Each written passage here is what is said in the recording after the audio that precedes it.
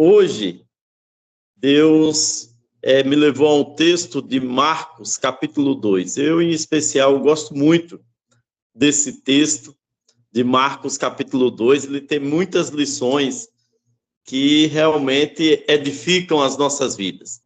E eu quero compartilhar essas lições com todos os amados que estão aí sintonizados nessa vigília abençoada.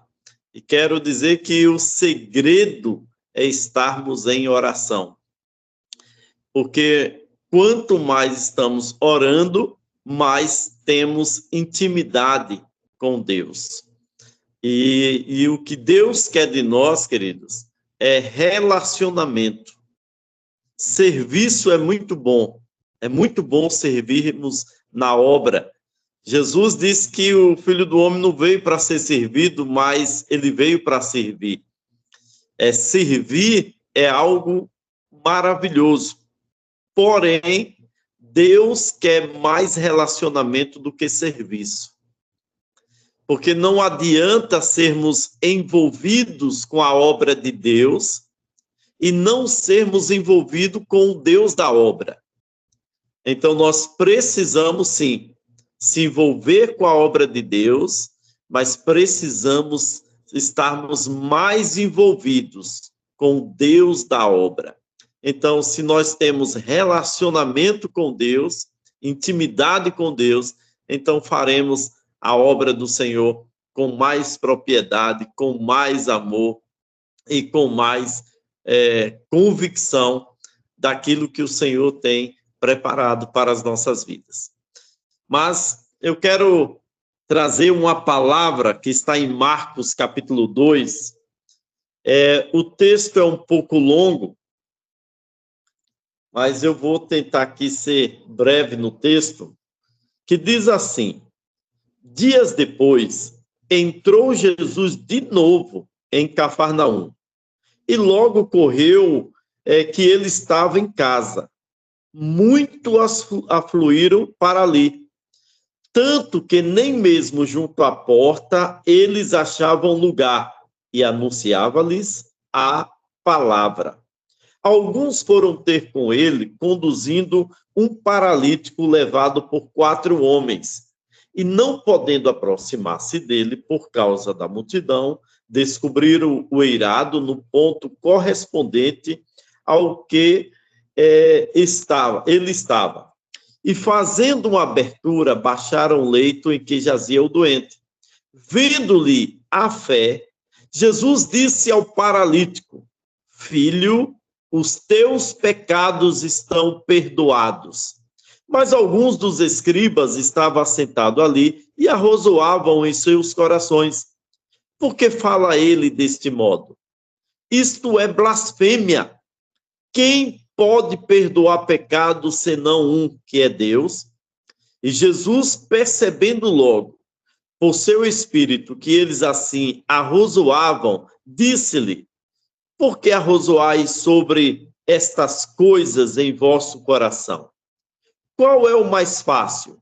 Dizer ao paralítico: estão perdoados os teus pecados, ou dizer: levanta-te, toma o teu leito e anda. Ora, para que saibam que o Filho do Homem tem sobre a terra a autoridade para perdoar pecados, disse ao paralítico: eu te mando, levanta-te, toma o teu leito e vai para a tua casa. Então, ele se levantou e, no mesmo instante, tomando o leito, retirou-se à vista de todos, a ponto de se admirarem todos e darem glória a Deus, dizendo: jamais vimos coisa assim. Que bênção. Vamos orar. Vamos orar para que o Espírito Santo venha ministrar a cada coração. Pai, eis-me aqui, Senhor, como instrumento nas tuas mãos. A minha oração, Pai, é que o Senhor olhe para mim com um olhar de misericórdia e que o Espírito Santo venha ministrar o meu coração e venha ministrar através da minha vida para o coração dos teus filhos. Que seja eu apenas instrumento nas tuas mãos, para que o Espírito Santo ministre de forma simples, clara, mas com unção, e ministre a cada coração. Fala conosco, e essa é a minha oração, em nome de Jesus. Amém. Amém. Glória a Deus. Queridos, a palavra a ser ministrada é as características de uma casa que tem Jesus. A Bíblia diz que Jesus nasceu em Belém. De Belém, Jesus foi para o Egito. Do Egito, Jesus foi para Nazaré. E foi em Nazaré que Jesus passou a maior parte da sua infância. Mas quando Jesus iniciou o ministério, ele escolheu uma cidade por nome Cafarnaum. E ele morou nessa cidade, porque era uma cidade que tinha acesso a outras cidades. Era uma cidade que Jesus escolheu para ser base do seu ministério. E o texto diz que quando as pessoas ficavam sabendo que Jesus estava em casa, que Jesus chegou em Cafarnaum, a Bíblia diz que as pessoas iam até a casa aonde Jesus estava. Alguns estudiosos dizem que a casa que Jesus morou em Cafarnaum era a casa de Pedro, que morava juntamente com Pedro, também morava a sogra de Pedro. Isso, alguns estudiosos dizem isso. Mas o que devemos enfatizar aqui é que ele estava assim, morando em uma casa, e quando as pessoas sabiam que ele estava em casa, a multidão ia até onde Jesus estava. E aquela casa que Jesus estava habitando, aquela casa era diferente. E aí vai a pergunta para você: como tem sido o ambiente da sua casa? Como tem sido a atmosfera do seu lar? Como é o teu lar? Eu entendo que o nosso lar é aquilo que nós decidimos que ele vai ser. O nosso lar precisa ser um lar de paz e não de guerra. O nosso lar precisa ser um lar de esperança e não de desesperança. O nosso lar precisa ser um lar de amigos e não de inimizades. O nosso lar precisa ser um lar de respeito e não de desrespeito. O nosso lar precisa ser um lar de confiança e não de desconfiança. Então, a casa aonde Jesus habita, ela tem algumas características. E é sobre isso que queremos ministrar nesta noite. Quais as características de uma casa aonde Jesus habita? A pergunta é: Jesus habita na sua casa? Se Jesus habita na sua casa, então a sua casa, ela deve ter essas características que serão ministradas agora. Porque, infelizmente, tem pessoas que dizem que Jesus habita na casa, mas a casa é um lugar de guerra. A casa é um lugar de discussão. A casa é um lugar de falsidade. A casa é um lugar de muita necessidade. A casa é um lugar de discórdia. Então, pera ainda. Você diz que Jesus habita na sua casa, mas na sua casa tem muitas coisas, fatores negativos então algo está errado. Porque a casa que Jesus habita tem algumas características. E a minha oração é que a sua casa verdadeiramente tenha essas características que serão ministradas neste momento.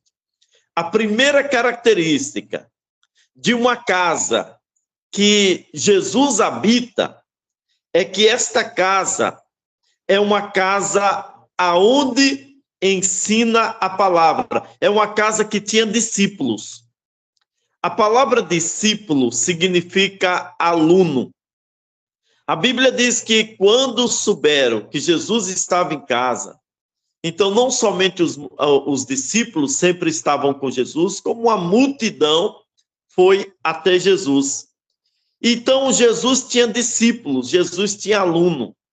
E na casa que Jesus estava ali ensinando aos seus discípulos, ensinando aos seus alunos.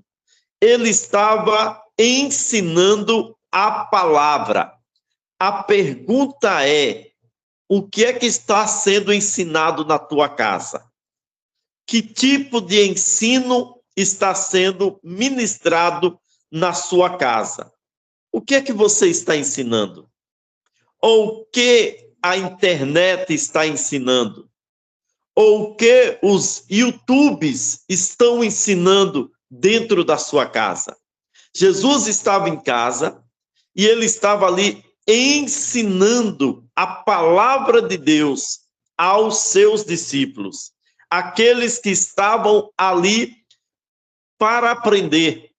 Porque, queridos, Jesus, ele ensina, mas tem pessoas que não querem aprender. O que os seus filhos estão aprendendo dentro da sua casa? O que a esposa, o esposo está aprendendo dentro da casa? Em Provérbios 22:6 diz: ensina a criança o caminho que deve seguir. Então, deve ensinar dentro de casa.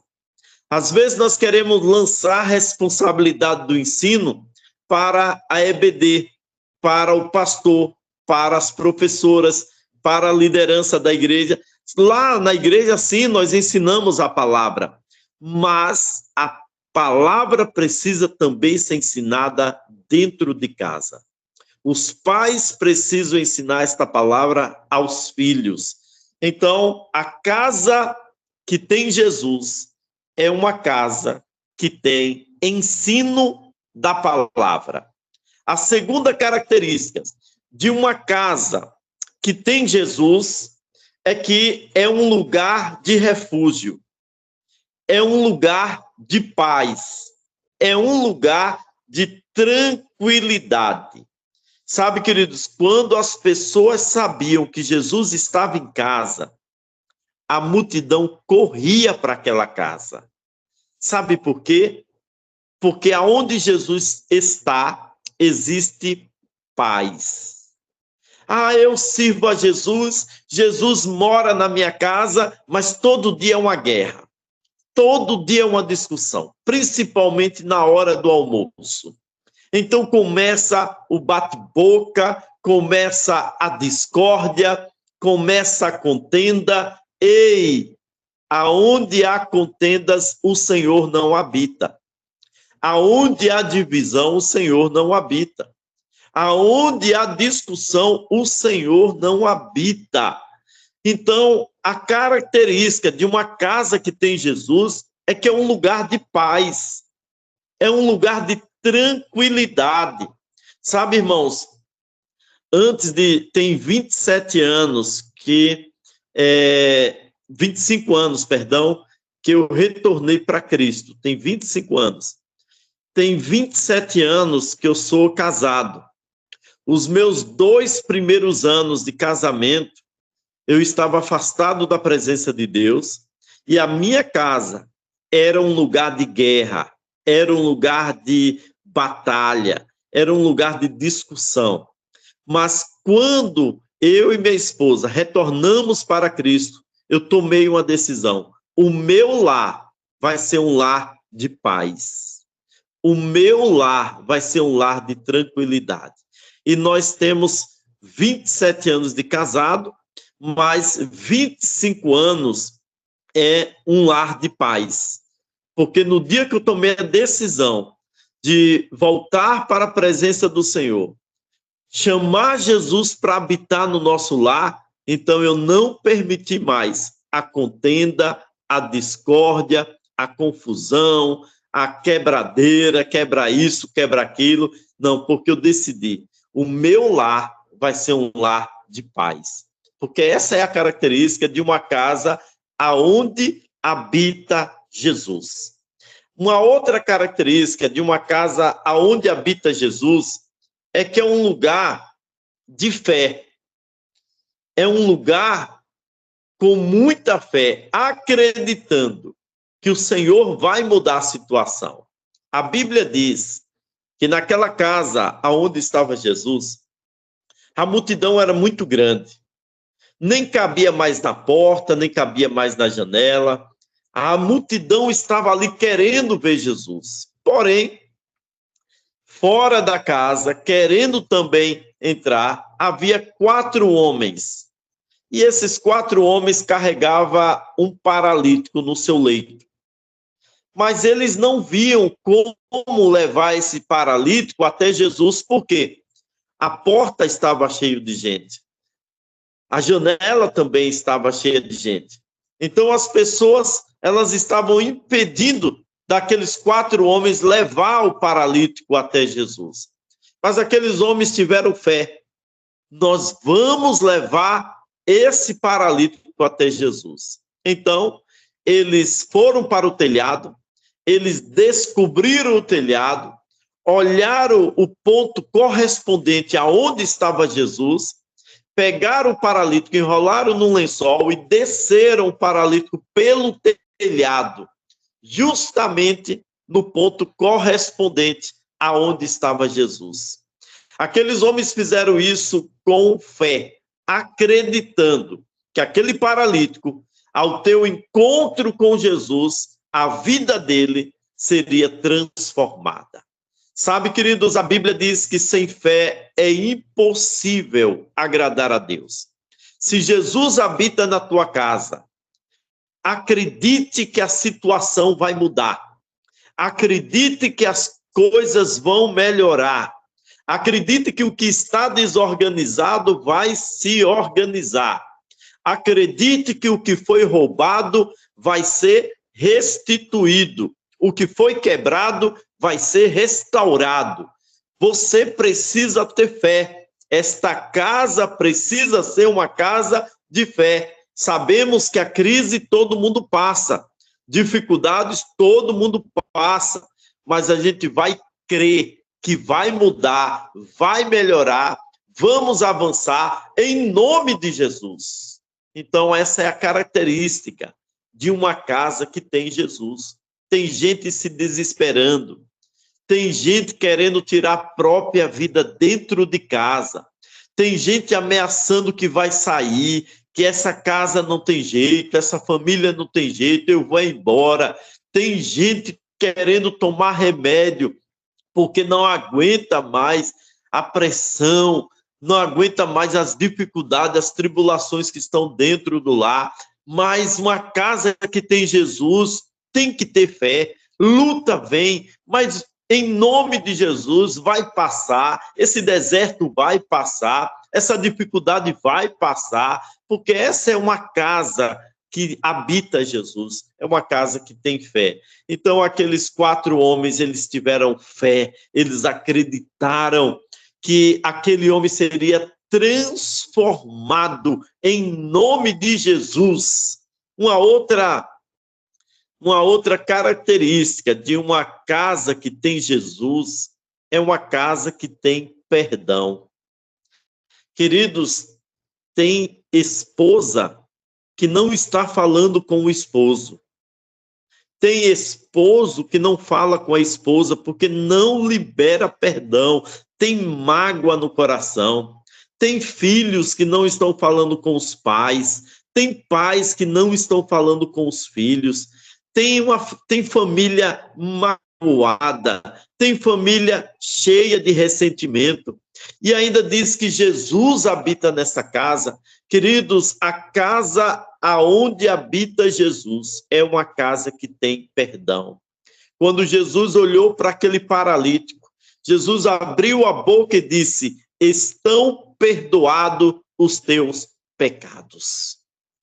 Alguns religiosos que estavam ali disseram: quem é ele para perdoar pecados? Isso é uma blasfêmia. Algumas pessoas ficaram indignadas com o perdão que Jesus liberou para aquele homem. Sabe, queridos, nós precisamos, como cristão, sermos especialistas em liberar perdão. É natural dentro de uma família a esposa ofender o marido ofender a esposa, às vezes com estresse, às vezes a pressão do dia a dia, as coisas estão aí difíceis, os preços estão altos, às vezes se estressa mesmo a família, irmão com irmão, mas a casa que tem Jesus, ela precisa liberar perdão. É o esposo liberando perdão para a esposa, é a esposa liberando perdão para o esposo, é os irmãos liberando perdão para os outros, os filhos liberando perdão para os pais liberando perdão para os filhos. Tem que ter perdão.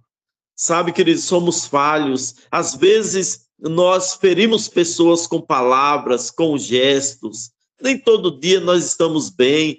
Tem dias que estamos chateados, tristes, e a gente acaba ofendendo a nossa família. Mas aí depois para, reflete, percebe o erro, vai lá e diz: olha, filho, filha, esposa, esposo, eu quero pedir perdão, ou eu quero liberar perdão, porque essa é uma característica de uma casa que tem Jesus. Então Jesus olha para aquele homem e diz: perdoado estão os teus pecados. Uma outra característica de uma casa que tem Jesus é que Jesus liberou a cura para aquele paralítico. Ele disse: olha, para que vocês saibam que o Filho do Homem tem poder e autoridade, então eu digo para esse paralítico: levanta e anda. Qual é o mais fácil? Dizer: estão perdoados os teus pecados, ou dizer: levanta e anda? Então, para que vocês saibam que eu tenho poder e autoridade, eu digo: levanta e anda. Houve cura naquela casa. Houve milagre naquela casa. Essa é uma casa aonde habita Jesus. Nós não estamos isentos da enfermidade. Não, queridos. Nós somos seres humanos imperfeitos. Vivemos em um mundo imperfeito. Um corpo imperfeito, que hoje está saudável, amanhã pode chegar um vírus, uma bactéria, uma enfermidade. Então, nós não estamos isentos da enfermidade. Mas ainda que a enfermidade chegue, em nome de Jesus, ela vai sair. Ainda que haja alguém dentro da sua casa enfermo, mas o nome de Jesus é poderoso para curar. Sabe, queridos, o nome de Jesus não perdeu, não perdeu a validade. Ah, curou no passado, não cura nos dias de hoje. O nome de Jesus, Jesus permanece o mesmo, ontem, hoje e será eternamente. Por isso, a enfermidade pode até ter chegado, mas você não vai tomar posse da enfermidade, porque no nome de Jesus, essa enfermidade vai sair. Esta pessoa será curada. Em nome de Jesus, a casa aonde tem Jesus, tem cura, tem libertação, tem saúde.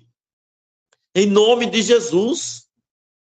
Uma outra característica que da casa que tem Jesus é que a Bíblia diz que todos deram glória a Deus.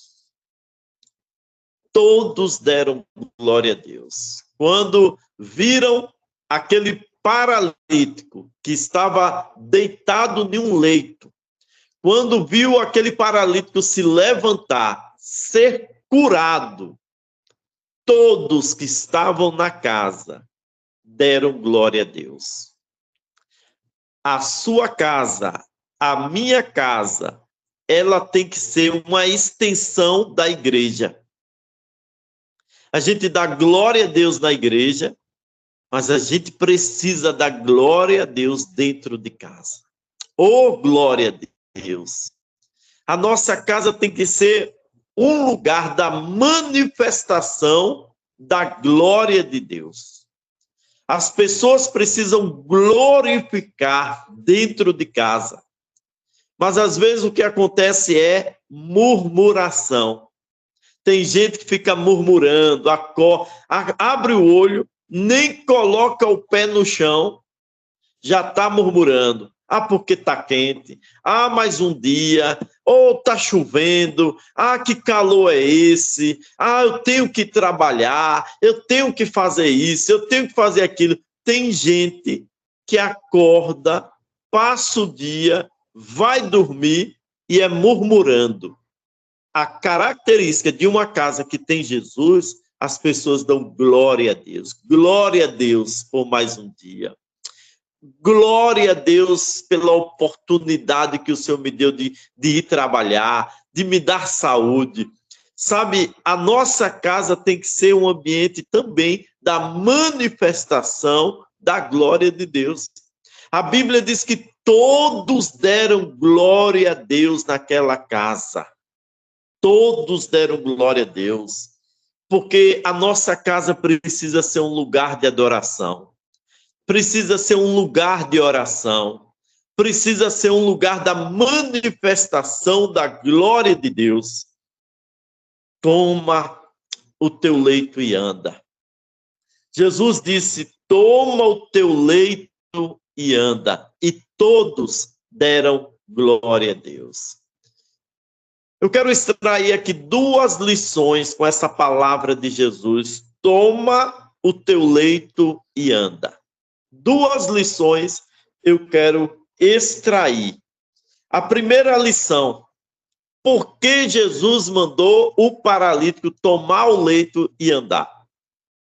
Porque já que ele foi curado, ele podia sair daquela casa e deixar para trás o leito. Mas Jesus disse, toma o teu leito e anda. Ou seja, primeira lição, Jesus mandou ele tomar o leito dele, para ele nunca se esquecer do lugar aonde Jesus tirou ele. Nós temos a facilidade de esquecer as coisas boas. Nós temos a dificuldade de esquecer as coisas ruins que aconteceram conosco. Então, Jesus opera um milagre na vida daquele homem. Algo maravilhoso aconteceu na vida daquele homem. Mas Jesus manda ele pegar o leito dele e levar para sua casa, para que ele jamais se esqueça de onde Jesus tirou ele. E, segunda lição, por que levar o leito? Para nunca esquecer quem transformou a vida dele. Tem gente que hoje está numa casona, uma casa toda mobiliada. Tem gente que outrora estava desempregado, hoje está com emprego. Tem gente que outrora morava de aluguel, hoje está na casa própria, mas esqueceu de quem realizou, de quem transformou a vida dele. Tem gente que esquece dos benefícios que o Senhor fez na sua vida. Então Jesus disse, toma o teu leito e anda, para que você jamais esqueça de quem transformou a sua vida. Porque a casa que habita Jesus é a casa de transformação. Existem transformação. Toda vez que ele olhar para aquele leito, ele vai lembrar de quem tirou ele daquele leito, de quem tirou ele daquela dificuldade, de quem tirou ele daquela situação caótica. Então, queridos, aquela maca serviu de um memorial para ele não esquecer do que Deus fez na vida dele. E toda vez que ele olhar para aquela maca, ele poder agradecer pelo que o Senhor fez e pelo Senhor que realizou o milagre. Sabe, queridos, ingratidão. Tem muita gente ingrata. E eu ouvi aqui esses dias e anotei uma definição a respeito de ingratidão. Ingratidão é a vitamina que alimenta a amnésia do mau caráter. Vou repetir novamente. Ingratidão é a vitamina que alimenta a amnésia do mau caráter. Ou seja, uma pessoa ingrata, essa ingratidão vai fazer a pessoa esquecer de quem ajudou ela. Mas isso é questão de caráter. Tem gente que é mau caráter, tem gente que não lembra das pessoas que ajudou ela e principalmente não lembra do que Deus já fez. Por isso, meu irmão, a minha oração é que a sua casa seja uma casa aonde habite Jesus. E uma casa aonde Jesus habita, ela tem as seguintes características. É uma casa onde se ensina a palavra de Deus. É uma casa que é lugar de refúgio, lugar de paz e tranquilidade. É uma casa que tem fé. É uma casa que tem perdão. É uma casa que tem cura, que tem milagres. É uma casa onde todos dão glória a Deus. E é uma casa onde a pessoa percebe de que nunca vai esquecer de onde ela saiu e não vai esquecer quem transformou a vida dela. Fica com esta palavra aí no teu coração, que a tua casa seja esse ambiente de glória, seja uma extensão da igreja. Eu perguntei um dia desse na igreja, que horas o culto começa? Algumas pessoas disseram às 19h20, outras disseram no domingo é às 18 horas. Eu digo, vocês estão errados, porque o culto começa na hora que a gente acorda. Acordou, adora o Senhor, glorifica, abre o coração, declara gratidão ao Senhor. E ali o culto já começa na hora que você acorda, na sua casa, dando glória a Deus. E na igreja só é uma continuidade de um culto que já iniciou. E a hora que termina é a hora que você vai dormir, agradecendo pelo dia e louvando ao Senhor. Então, se Jesus habita na sua casa, ela precisa ter essas características. E naquela casa ali em Cafarnaum, grandes coisas aconteceram, porque Jesus estava naquela casa. Que Deus abençoe vocês, em nome de Jesus.